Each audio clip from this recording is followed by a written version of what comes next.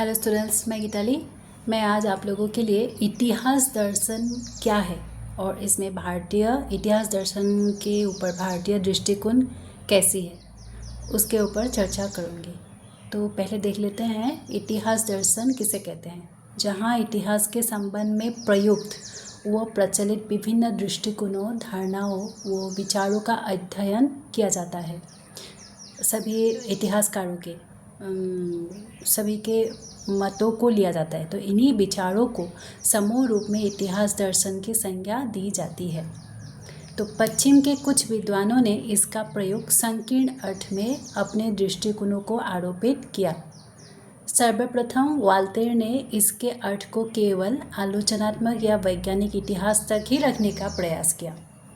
सिर्फ आलोचना करेंगे और जो प्रमाण सिद्ध होंगे मतलब वैज्ञानिक इतिहास तक ही रखने का उन्होंने प्रयास किया। सर्वप्रथम किसने इतिहास दर्शन पर चर्चा की थी? पश्चिम ये जो वाल्टेर ने। तो उसके बाद आते हैं हीगेल ने इसका प्रयोग विश्व इतिहास के अर्थ में किया, यानी पूरे विश्व के इतिहास को उन्होंने बारीकियों से उसके ऊपर चर्चा की। अतीत में क्या था, मध्य युग में क्या था, फिर अभी क्या है, तो सभी के ऊपर उन्होंने रिसर्च किया है। तो उन्होंने इसका प्रयोग विश्व इतिहास के अर्थ में ही किया है। परवर्ती युग के कुछ विद्वानों ने इसका प्रयोग केवल परीक्षणात्मक यथार्थवादी दृष्टिकोण के लिए किया है। सिर्फ वो परीक्षण करेंगे और उसके बाद जो प्रैक्टिकल चीज़ होती है, जो यथार्थ वास्तव दृष्टिकोण को ही वे अपना लेंगे। तो इसी अर्थ में ही बहुत सारे इतिहासकारों ने अपना अपना मत प्रकाश किए हैं। अभी देखते हैं भारतीय दृष्टिकोण इसमें कैसी है। इतिहास के प्रति भारतीय दृष्टिकोण प्रायः आदर्शमूलक एवं अध्यात्मवादी रहा है। भारतीय दृष्टिकोण ऐसे भी क्या है, आदर्शों को स्वीकार करते हैं और अध्यात्म के ऊपर वे मतलब अध्यात्म को ज़्यादा विश्वास करते हैं। तो इसीलिए प्राचीन इतिहासकारों ने अतीत की व्याख्या और उन प्रवृत्तियों का अनुसंधान करते रहे जो मनुष्य को स्थायी एवं अमर बनाती है। मतलब उन कृतियों की चर्चा की या उन रचनाकारों की चर्चा की जो महान कृतियाँ हैं या रचनाकार है, जो भी व्यक्ति हो, महान व्यक्ति हो, तो उनसे जो परवर्ती इतिहासकार है वे उससे प्रेरित हो सके। तो ऐसे मतलब वे क्या करने की कोशिश की थी कि लोगों को जो स्थायी एवं अमर बनाती हो, लोगों को जो प्रेरणा देती है, तो ऐसे ही इतिहासकारों ने अतीत की व्याख्या और उन प्रवृत्तियों का उन्होंने रिसर्च किया था।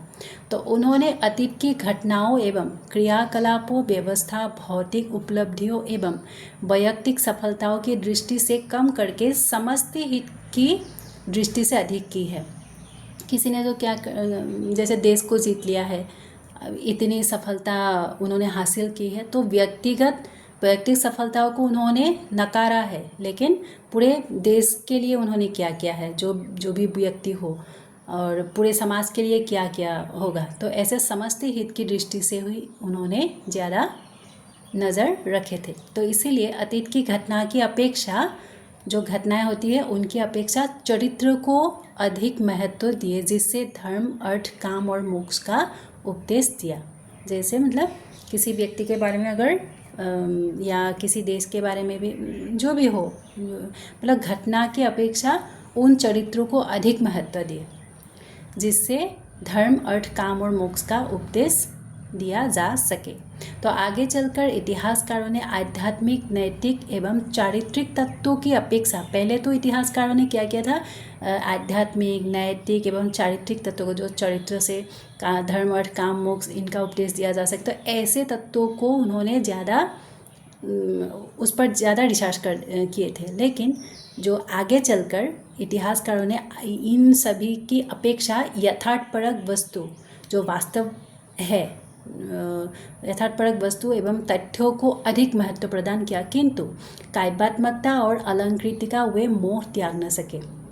लेकिन वे तो जो वास्तव वस्तु एवं तथ्यों को तो अधिक महत्व प्रदान किए, लेकिन काव्यात्मकता, जो साहित्य में ये अलंकार, छंद, इन सभी को, जो सुकुमार कला हो, इन सबों को लेकिन वे त्याग नहीं सके। परवर्ती इतिहासकारों की रचनाएं शुद्ध इतिहास के अपेक्षा काव्यात्मक इतिहास या ऐतिहासिक काव्य के रूप में विकसित हुई। तो परवर्ती इतिहासकारों की रचनाओं का कैसे नामकरण हो गया? काव्यात्मक इतिहास या ऐतिहासिक काव्य के रूप में ही वो विकसित होती रही। भारत का प्राचीन इतिहासकार सत्य शोधन तक ही सीमित नहीं रहा, सिर्फ सत्य को ही उद्घाटन करने में वे लगे नहीं रहे, वे उसके साथ शिवम और सुंदरम के समन्वय के लिए भी बराबर सचेष्ट रहे। मतलब सत्यम शिवम सुंदरम तो बोलते हैं ना इस तरह। तो प्राचीन इतिहासकार ने अपनी संस्कृति एवं जीवन के आदर्शों के अनुरूप ही इतिहास के क्षेत्र में भी संबंध जोड़ना व समन्वयात्मक दृष्टिकोण का परिचय देते हुए उसमें सत्यम शिवम व सुंदरम के समन्वय का प्रयास किया। तो भारतीय इतिहासकार ने जैसे यहाँ पूरे बहुत सारे संस्कृतियों का सम्मिश्रण होके मतलब हम एक साथ जुड़े रहे हैं, तो उसी तरह भारतीय इतिहासकार ने अपनी संस्कृति एवं जीवन के आदर्शों के अनुरूप ही इतिहास के क्षेत्र में भी संबंध जोड़ने की कोशिश की है। पूरे यहाँ संबंध जोड़ना और समन्वयात्मक दृष्टिकोण एकीकरण स्थापन कर वो परिचय देते हुए उसमें सत्यम शिवम व सुंदरम के समन्वय का प्रयास किया, जो उसकी परंपराओं को देखते हुए स्वाभाविक कहा जा सकता है। तो भारतीय दृष्टिकोण कैसी रही? पहले तो वे आदर्शमूलक एवं अध्यात्मवादी रहा है, बाद में जाके क्या हुआ, आध्यात्मिक, नैतिक एवं चारित्रिक तत्वों की अपेक्षा यथार्थपरक वस्तु एवं तथ्यों को अधिक महत्ता प्रदान किए। बाद में फिर वे सत्य को ही ढूंढने में वे सीमित नहीं रहे, उसके साथ सत्यम शिवम सुंदरम के समन्वय के लिए भी वे बराबर सचेष्ट होते रहे। आई होप इस वीडियो से आप लोगों को इतिहास दर्शन क्या है और भारतीय दृष्टिकोण के बारे में अच्छी तरह से समझ में आ गई होंगी।